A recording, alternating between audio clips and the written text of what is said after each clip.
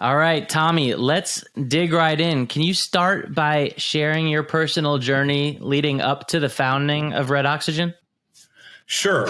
Well, I graduated from Southern Methodist University in Dallas in '87, right when the death penalty started, and I had roommates who were playing football and so forth.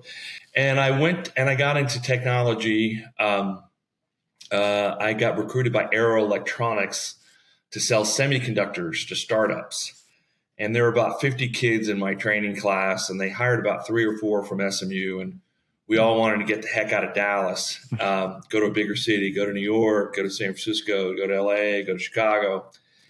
And they'd secretly just hired us for Dallas. So we started in the Dallas market, and unbeknownst to us, they hired all the SMU kids for Dallas. I figured it'd be easier for them to transition and so forth to the real world. And I was selling electronic components to a company called Intervoice. And at the time, there was probably 20 or 30 people. And one day, there's Marjorie Taylor, a different Marjorie Taylor, not Marjorie Taylor Greene, not the bad one. This one's a good one. She called me up, met me up for lunch, and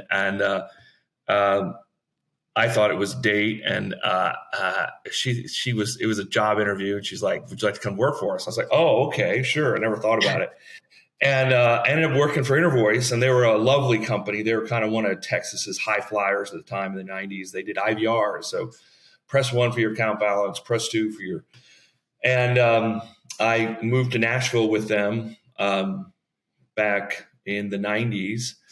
And grew the market there. And then they offered me a position to open up the Australian office. And I was in my early 30s, and it took me 2 seconds to say, "You're paying my airfare, my food, my rent, and I get the same salary and stock options? Hold on, let me think." Yes. So I moved to Australia, fell in love with the country, and it is a wonderful country.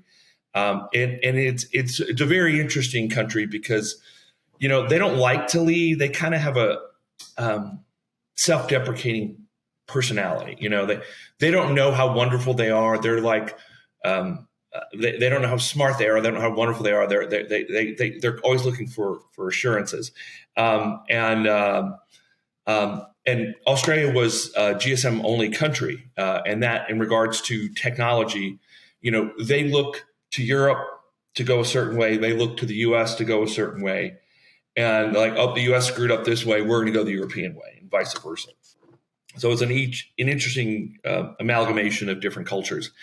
And the Australians went GSM only, which is the European standard for wireless. And GSM, if all of you know, is Group Systems Mobile. It's what we use today. And a part of GSM is text messaging. And text messaging, it was built into the GSM networks, and it was SIM-based. And one of the reasons why GSM took off was most of the world is not wealthy, and they could sell you a SIM for 10 cents or $1, and then you could buy your own used phone and so forth, and you can be a subscriber. Where all the U.S. carriers and networks were all phone-based, so they'd have to sell you a $300 device or $200 device. Now there's $1,000 devices. And then you'd have to pay it on payments. And most of the world doesn't have sophisticated credit systems. Or are they wealthy? We're going to eat this year. We're going to buy the new iPhone. The question's really easy. They're going to eat. I fell in love with text messaging. I was actually working on a project with Foxtel, and they were sending, hey, we're canceling your cable for $8. They're spending $8 to send out a notification to mail and so forth, print, and say, hey, we're cutting off your cable tomorrow. Or next week or next Tuesday or whatever. And I was like, why can't we send this via text, right? Well, I was starting to text. This is 1998. And you got to remember, the U.S. was not texting, right? The U.S., this was a foreign European application. And I thought, hey, this would be a great opportunity to, and I always wanted to build a recurring revenue company, right? I always wanted to do something that I didn't sell a bunch of software and then we're down to zero for the next month and I got to send some more software or services or whatever, right? Because then you really got highs and lows. I want to do recurring revenue. And part of my job with Intervoice was we bought a company called Bright Voice Systems, which was, they sold the prepaid calling card, prepaid mobile phone system to British Telecom, or O2 at the time. And they were getting like 8% recurring revenue from this. Like British Telecom was selling the phones and billing and all this other stuff. And they thought that they were British Telecom customers, but they were actually Intervoice Bright customers, and they were getting a recurring revenue off that. And I was like, this is a great model. Right. So I came up with the idea of building a plugin for Outlook to send text messages to people's cell phones, and then they can reply back to their Outlook, because everybody's using Outlook, right? Right. And we thought I'd sell to the mobile operators, so it could be branded, Swisscom or Vodafone or whoever. And Red Oxygen was founded, and we were the world's first application-to-person messaging. Before all these CPaaS providers, Twilios and Bandwidths and so forth, they didn't exist. And most of the carriers did not open up their SMSCs yet, right? So we were actually delivering these messages off Nokia 5110s and a laptop and a bunch of SIM cards. And we still use that method in certain markets that are very difficult to deliver. Right. And Red Oxygen was founded, and we thought we'd sell to the mobile operators, and the mobile operators would sell to the enterprises, and we'd be a unicorn. The mobile operators did not turn out to be the best channel to market, and so we pivoted to the enterprise, and we kind of completed our solution suite of integrating into Gmail, integrating to Excel, having a web-based solution, all these enabling tools that allow people to send text messages without a developer. And we've grown since then, and we've pivoted the enterprise. But we were never VC funded. So, when Telstra offered us a direct connection to their SMSC, which now it's like a landing slot at Heathrow Airport, right? For an airline, right? And I didn't take it because I didn't have the capital. I couldn't commit to, I don't know what it was, like maybe $10,000 or $100,000 a month, whatever the number was. Whatever it was, I couldn't afford it. Mm-hmm. And so we didn't do the direct connection. So we just focused on building these enabling tools and working with partnerships. And we never really kind of competed in the API space. And now we are, because of the campaign registry and what opportunities and difficulties that brings to the industry, but also the opportunities it brings to the industry. So you mentioned the campaign registry, and we'll get back to Red Oxygen in a second. But there's some groundbreaking things happening in your sector, right? Talk about what the campaign registry is and how people need to be thinking about it. Okay, and this goes back to the earlier conversations. Most of these telecommunications authorities have always had intercarrier fees, where carrier A sends to carrier B. Carrier A has to give some money to carrier B. And going back 20 years ago, a lot of these countries were deregulating, selling off their wireless carriers, and a lot of investors were like, hey, I don't want to go to the Australian market and buy into a secondary carrier or fund a secondary carrier if Telstra or Swisscom is the behemoth in that market, and they're going to dictate whatever happens, right? And so most of these telecommunications authorities are much stronger. So they're like, hey, boys, you all need to play fair. You need to play fair. We're going to set the intercarrier fees and so forth. Okay. Mm-hmm. The U.S. has this is as much cultural as it is technology, right? So, and you have to look at this from an anthropology perspective, right? The U.S. is very much anti-government. Government bad. Government don't take over my healthcare. Government don't tell me what to do, except when women's rights are concerned. And so. Intercarrier fees have been around the world for decades, okay? And I'm not going to name the name, but there's a certain CPaaS provider that's a very dominant player in this space, sued the FCC to say, hey, because you go back 10 years ago, the carriers were charging people to receive a text and to send a text, receive a call and to place a call. And that also affected the adoption rates of cell phones in the US, right? Because people didn't give out their cell phone number. Right? Because hey, I don't want you racking up my phone bill, right? Because I only get 300 minutes on Sprint or whatever, blah, blah, blah. Hmm. So adoption rates and penetration rates were always like really low in the US because of this, right? And so that faded away, and the US eventually adopted the European and Asian model of texting. Like, hey, don't charge people to receive a text. Charge them when they send a text, right? So intercarrier fees have been around for decades, right? And so this CPaaS provider sued the FCC to say, hey, you're getting money when I send a text to somebody's phone, and you have this whole short code business, you can't double dip. So there were no intercarrier fees in the US until of March of 2022. And that's when they started implementing the campaign registry. And the campaign registry is an industry consortium. So it's not the FCC, as much as I would like for the FCC to take over this, because you're seeing the flaws in self-regulation. And this is a great microcosm of what not to do with self-regulation. And so they're started doing intercarrier fees. So as of March 2022, every application to person messaging has to be registered on the campaign registry, right? And when you register yourself or your clients, you have to submit what is your EIN, what is your address, what is your website, what is your message content, what is your throughput, right? And then you are vetted and whether you can send messages per month. And you have a monthly campaign fee based on your volume. You have a per message fee. You have a vetting fee. You have a registration fee. And we talked about poor self-regulation. T-Mobile has decided, to charge you $250 if you don't send a text message on their network every 60 days. What hair salon is going to know what network they're on, right? Mm-hmm. What doctor's office is going to know what network their customers are on? They're not, right? Anyways, so with the campaign registry, there's additional fees and fines. And if you're not registered, your traffic's going to get blocked. And that blocking is just starting this month. You're going to see it more and more ramped up. I think they're kind of giving it more forgiveness right now because, they're being flooded with applications of registrations and so forth.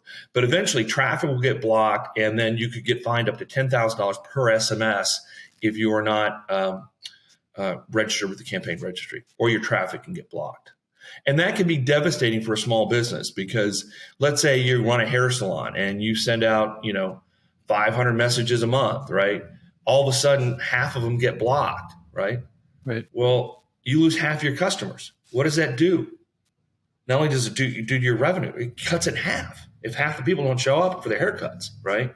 Or doctor's appointments, or dentist appointments, or vet clinics, or dance studios, you name it. All these small businesses are the ones who are going to be most affected by this campaign registry because they're relying on text messaging to communicate with their customers and employees, but they have the least resources to manage this complicated process, right? So they're not going to know, right? And most of their software vendors, right, that they're buying the text messages from their ISV. So somebody's written some vet office software, or somebody's written some dance studio software or some gym software.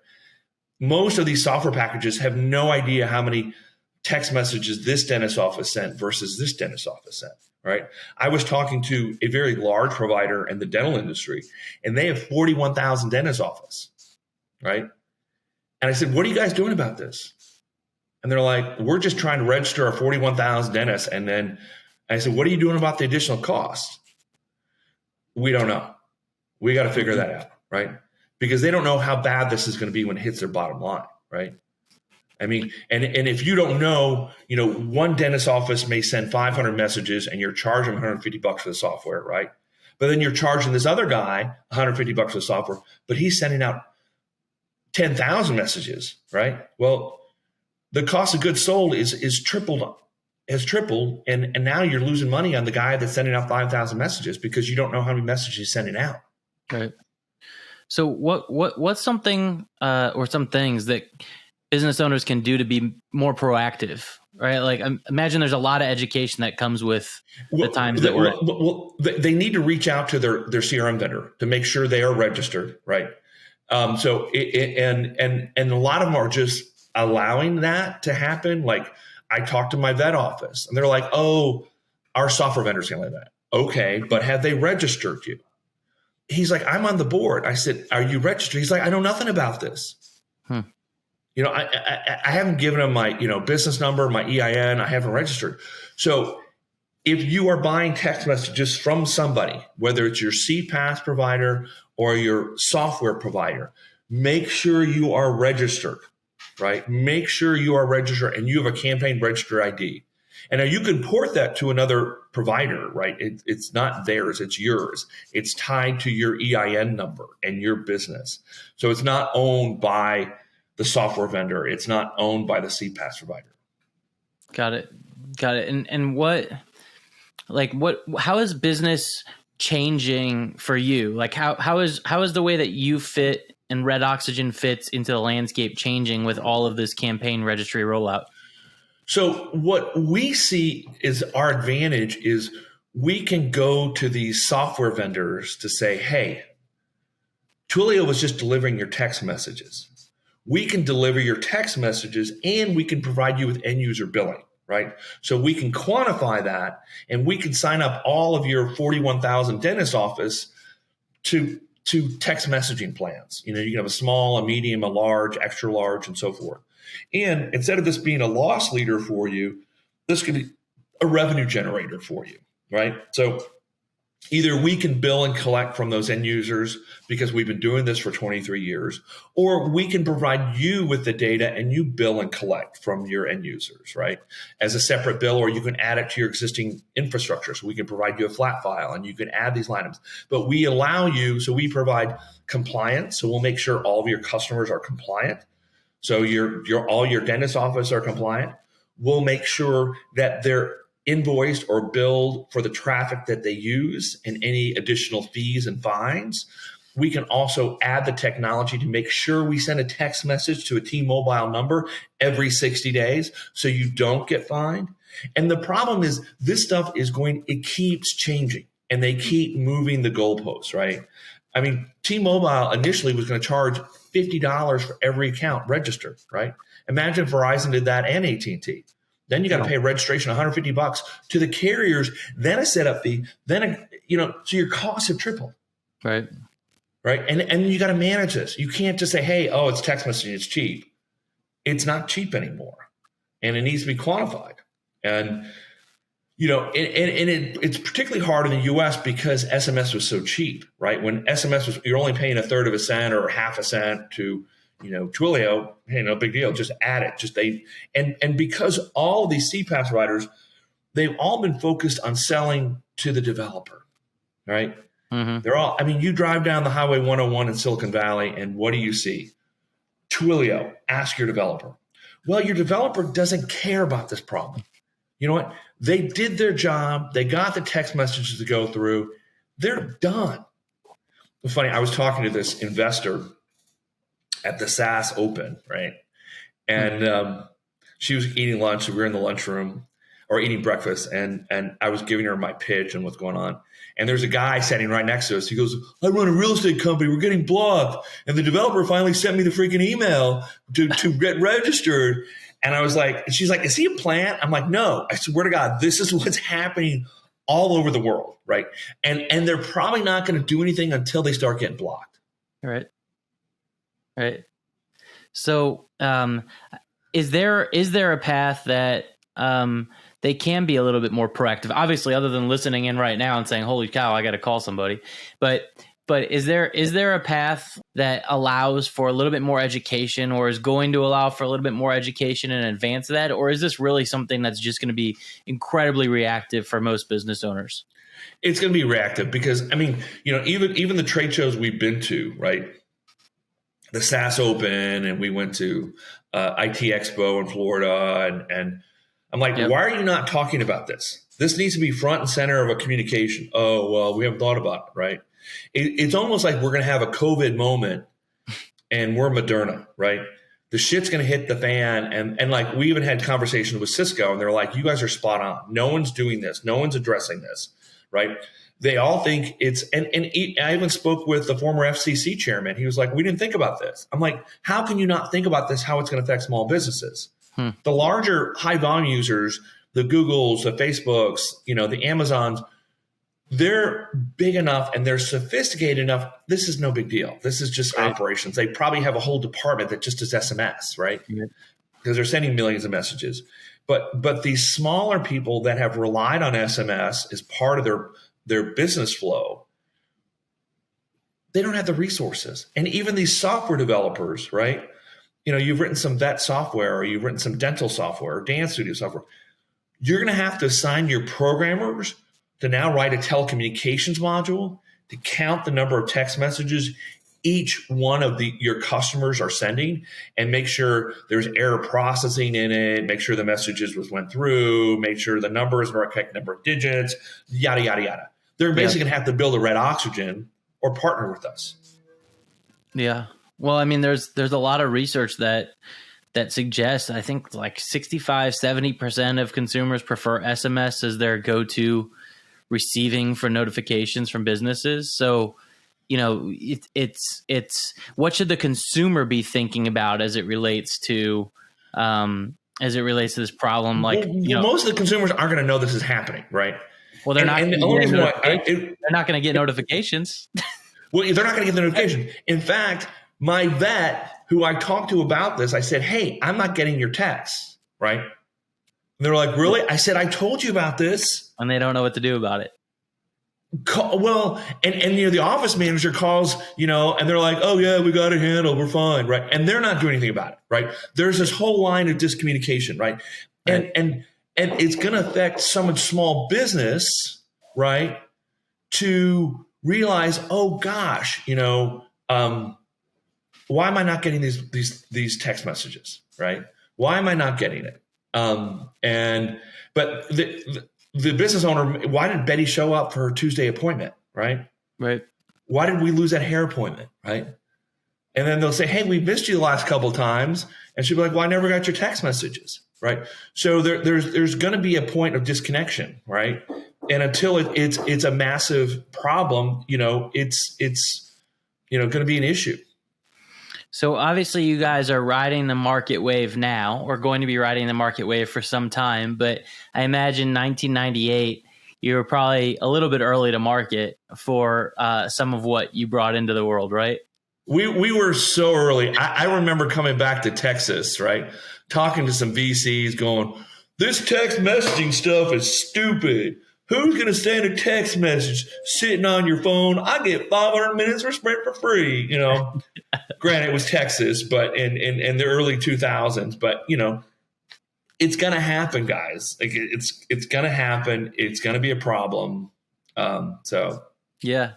So what are some of the lessons learned from being too early to market that you've got for other founders?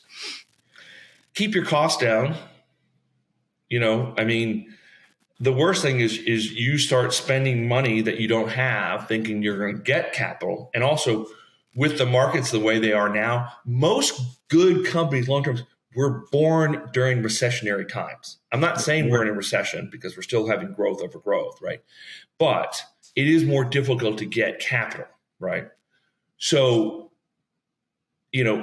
and there's also a lot of government programs too. Like we get R&D tax credits from Australia. If you are a founder, they've got export marketing development grants, commercialization grants. Australia does, New Zealand does, Switzerland does, Singapore does, even the US does.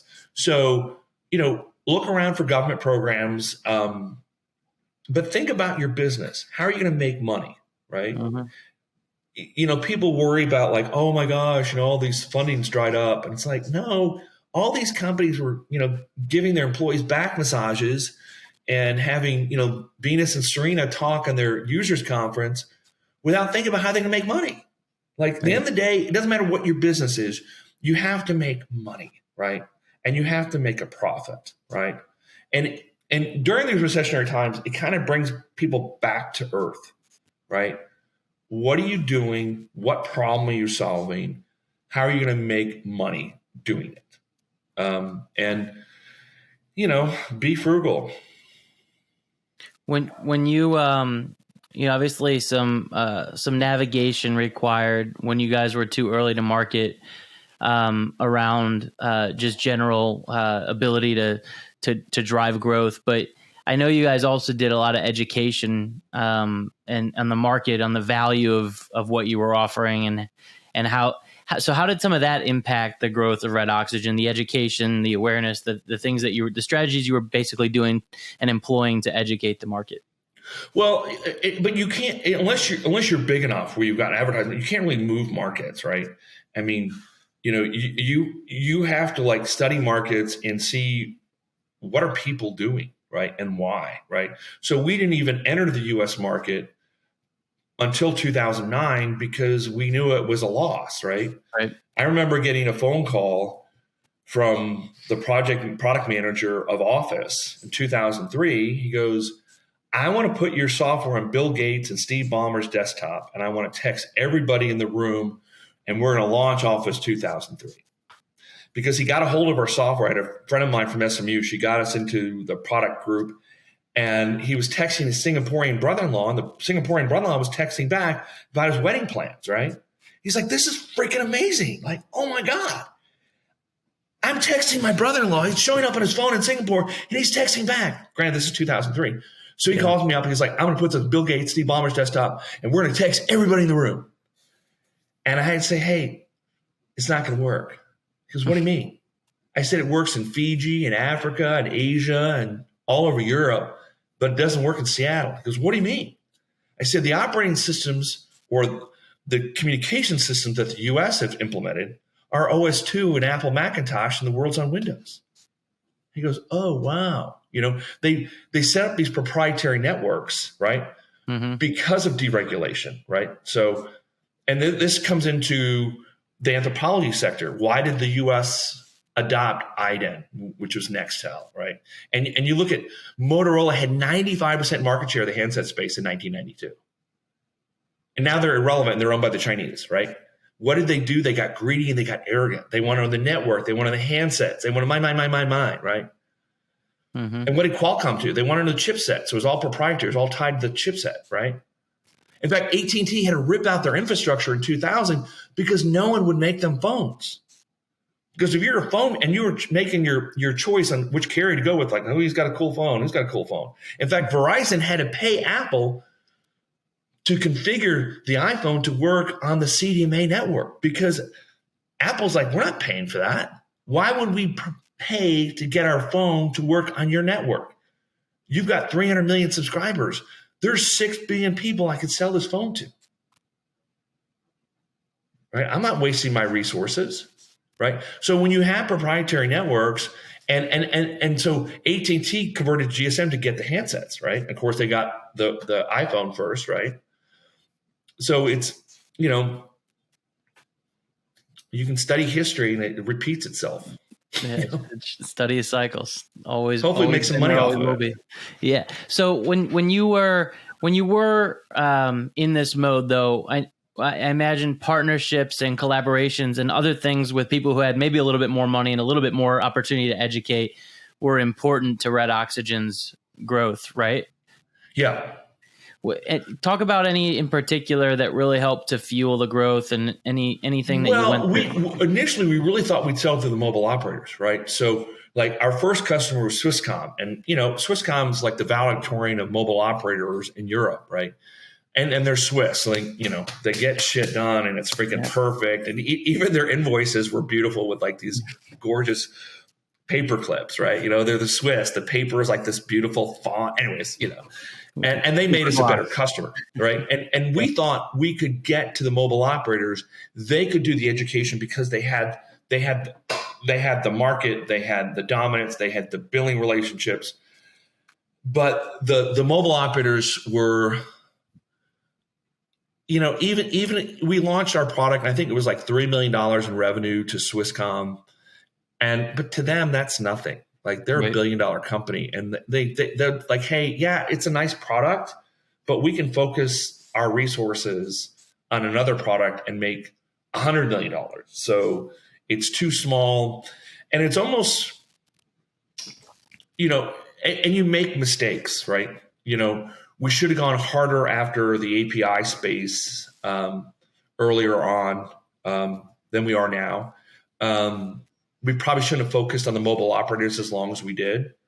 and realized that was a bad channel. And, you make mistakes along the road, you make, and it's healthy to question yourself. It's healthy to even ask your team, are we on the right path? Right. Are we doing the things right? And when you were going through that, what was the reason that you did take so long to not focus on the mobile operators and focus more on API? I was so convinced it was a good strategy. I was so, because we had a use case, a good case study with Swisscom.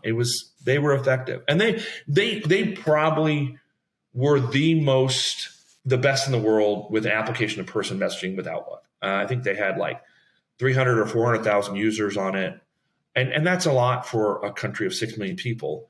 But it was Swisscom, so it was like their AT&T. And we thought we could replicate that, and we really couldn't. And it wasn't that big of a product for them.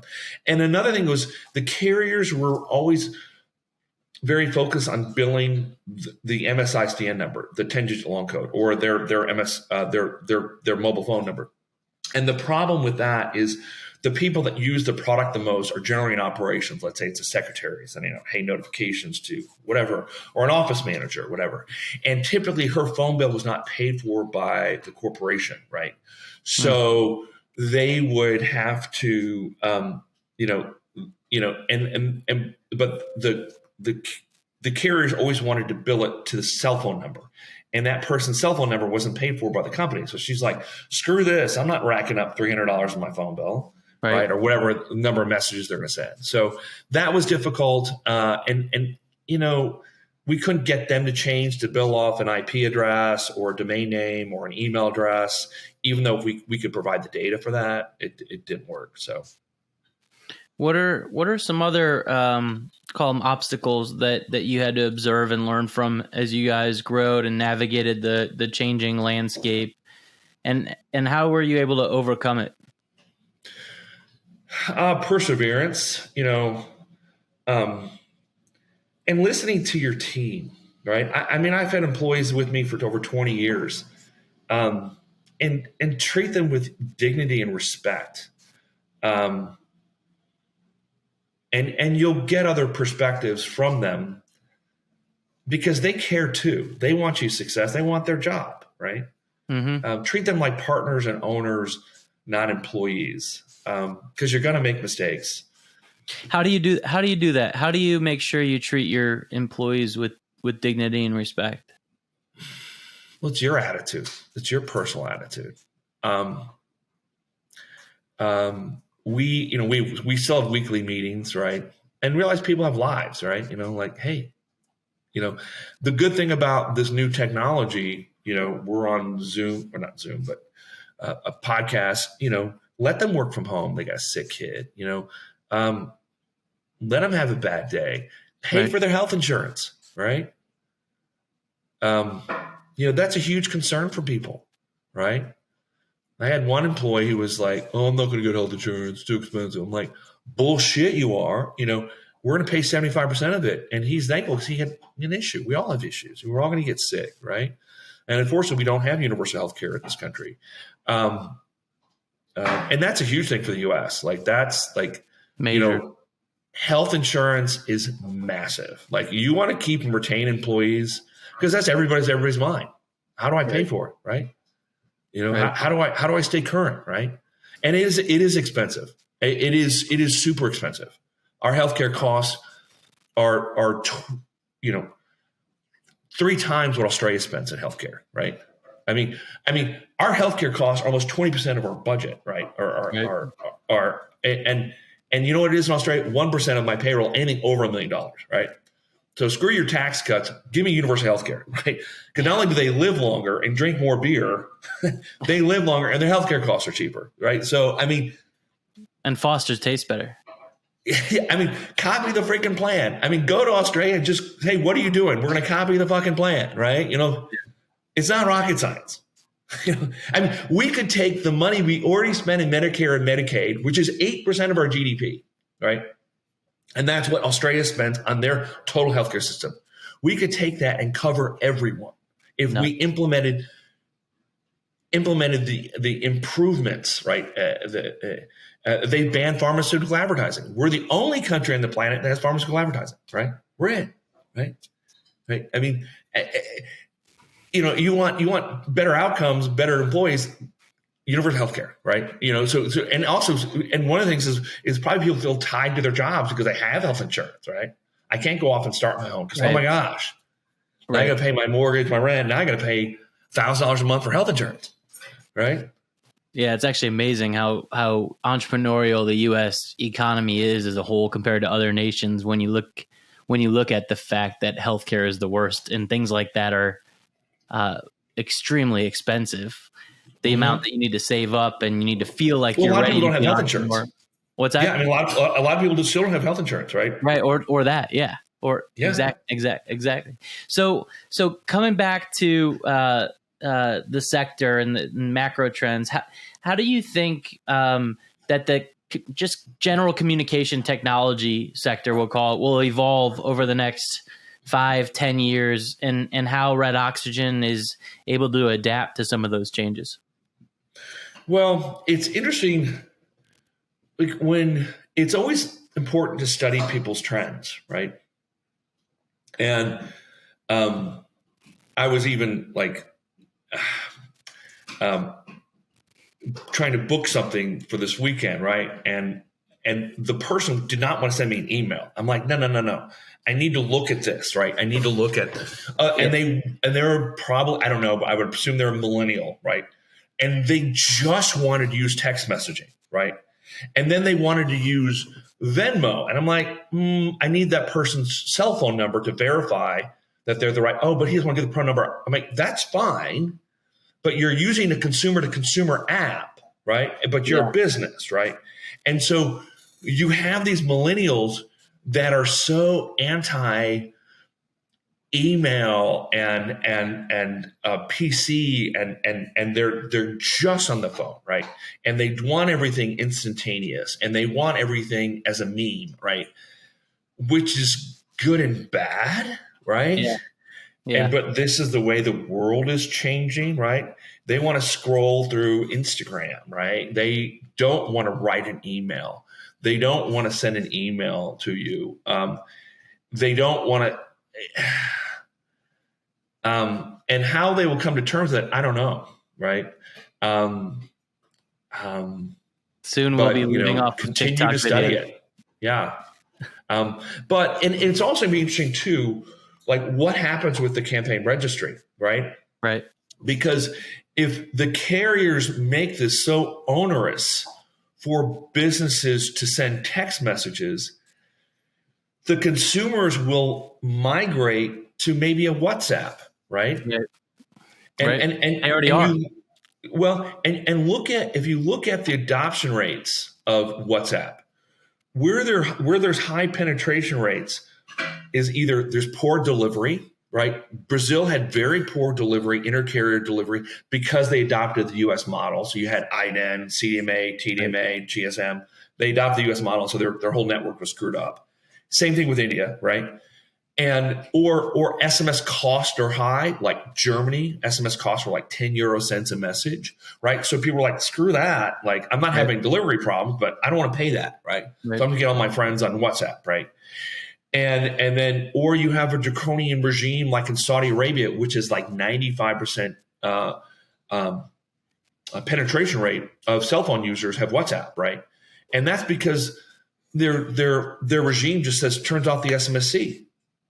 Hey, I don't want a revolution. I don't want people bitching. You can't march in the streets. I'm gonna turn the text messaging off, right? So those are the three components. And if the carriers, make this so arduous, you might see a migration to a platform, and I also see this as a start of digital regulation, though. One of the problems we have in our democracy and all democracies around the world is we have these nefarious actors that are using these platforms to spread disinformation and lies, right? So we don't have an honest public forum anymore where we could get factual information. Right. There are Americans that believe the world is flat, right? And they go down these rabbit holes, right? And until we do digital identity, right? I mean, like what is going on with the campaign registry. So, they're trying to block spam, but I could literally sue the FCC to say, hey, my data is being discriminated against, and Facebook's isn't, and Twitter's isn't, right? So if you're going to post online, identify who you are, right? Right. And I've spoken to several senators, Senator Klobuchar and Senator Masto in Nevada, and they were shocked that this was going on the campaign registry. And I was like, hey, but this is not perfect, but it gives you a template for more regulation from the FCC, right? So if you're going to post online, give us your cell phone number, give us a government issued ID, right? Or Right. if you don't, you can only post once a day, right? To try to control these bots, right? Try to control. I mean, Vladimir Putin has office towers. Their full-time job is spread disinformation lies, right? Yep. And attack. I mean, Red Oxygen was attacked right before the elections because of my comments on CNN. So No surprise. it's real. Yeah. We are in a cyber warfare, and digital identity is so important, right? So I would like to see more of that, right? So when you are chatting to somebody, they actually are from Iowa, not from Moscow, Mm-hmm. right? And who are they, and how do I identify this person? How do I verify this person that they're a real person, right? They are who they are, right? And we need to hold all platforms, all media companies accountable, right? They are social media companies, but they need to be held liable as broadcast and print, right? So, I'm just a platform, I'm Facebook. Bullshit, you're a media company. You generate advertising dollars. You're spreading lies and disinformation about me personally. I want to sue you for libel, right? And I want to sue the person who's spreading it, right? And until we start holding these platforms accountable, right, to the same rules and regulations as all media companies, we're still going to have these problems. So last question before we hop into the Founder Five. So RCS is a rich communication services is a big term being thrown around as kind of next gen messaging protocol, things like that. What do you think of RCS? How does that affect what you do at Red Oxygen? How does that affect the campaign registry?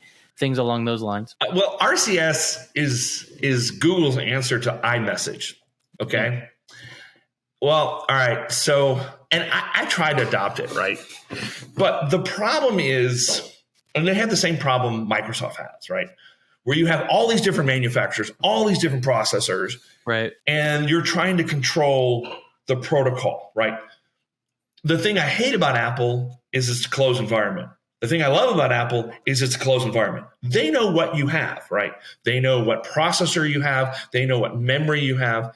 And so when I first tried RCS, right, I was like, yeah, cool, awesome. I want to try it, man. This is rich content service is freaking awesome, right?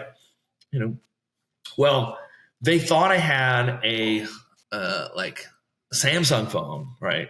So they sent me the Samsung download, where I actually was using one of those Nokia phones, and they're like, oh, we don't have one for that, right? And I got into like the senior support people at at AT&T, and they're like, and they're going to have those issues because it's not a controlled environment, and also because when it's a SIM-based solution, right? So I've got a SIM, so it's tied to my SIM. I can port, or virtual SIM, I can port that to any device, right? Yeah. Now, is every device going to have that same RCS, right? So is the Samsung file going to be the same as the Apple file, or the same as, Yahweh, whatever, right? And so they're going to have the same problems that Windows has, right? And it's not going to be as smooth, and that's what we're seeing. So I would like for it to happen. I think that could be another channel, and maybe, prevent people from going to a WhatsApp, or and probably the carriers want it to happen too, so they can keep getting revenue, right?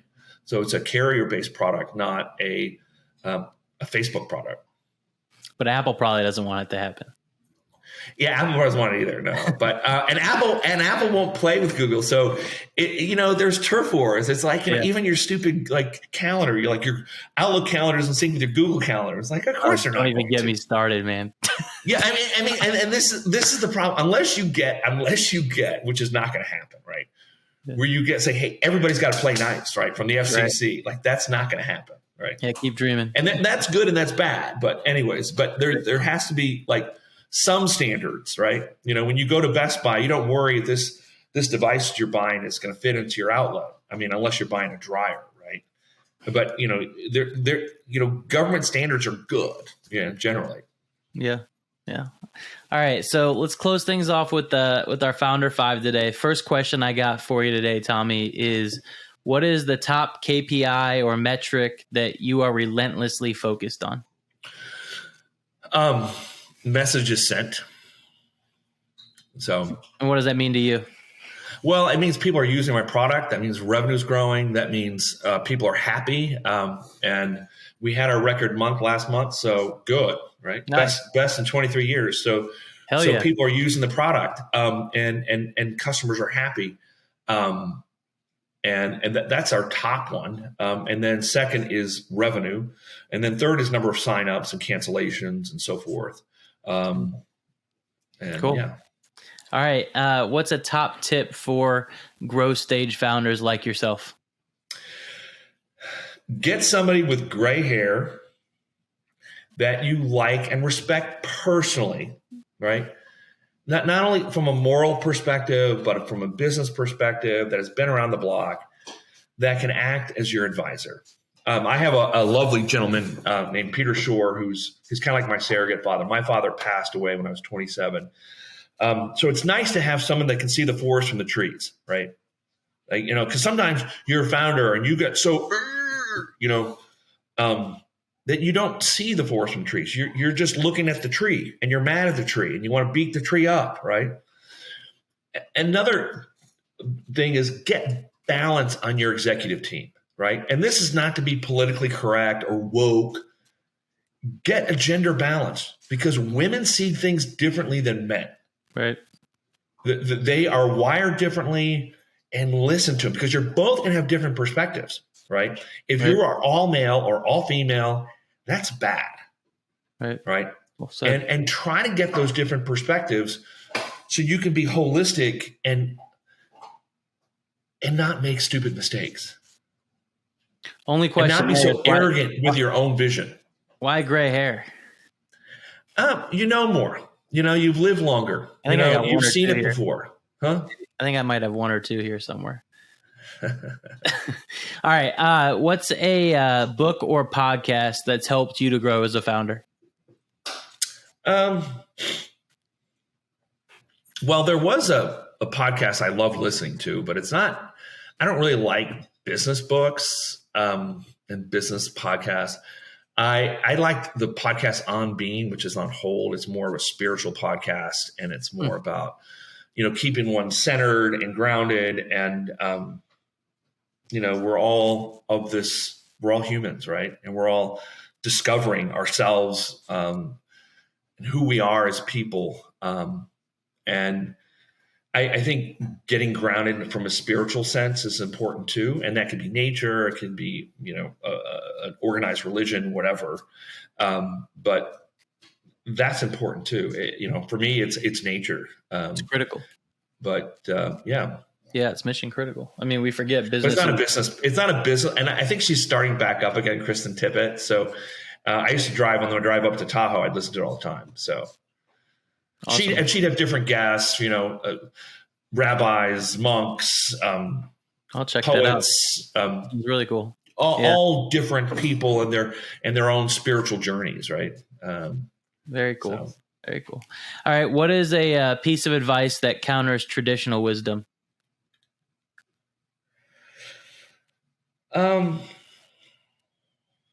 Get out. Well, this is probably traditional wisdom, but travel.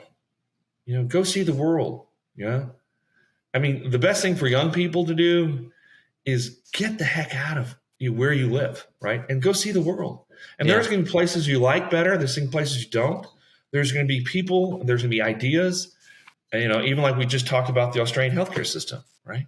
Would I have known that if I didn't live there? No, right? But I see how they live, right? I see how that works. I see how their democracy works, right? But we go out and travel, we experience like different food, different people. Some things work better, some things don't. And there's differences in societies. And travel. Get out and see the world. Go buy around. You can buy a around the world ticket for a couple $1,000. You get 4 stops per continent.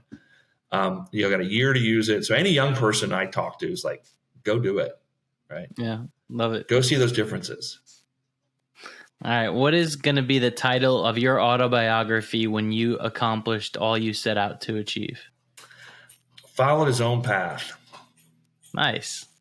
All caps. Yep. Awesome, Tommy. Thank you so much for joining today on The Dirt. And I hear through the grapevine that you may or may not be looking at raising some capital to help fuel the growth going forward. Is that correct? We are. One of the things that concerns me is that one of these partnerships with Cisco or one of the CPaaS providers really takes off, and even partnering with the campaign registry. And we get 500 ISVs. We don't have the resources to support them right now.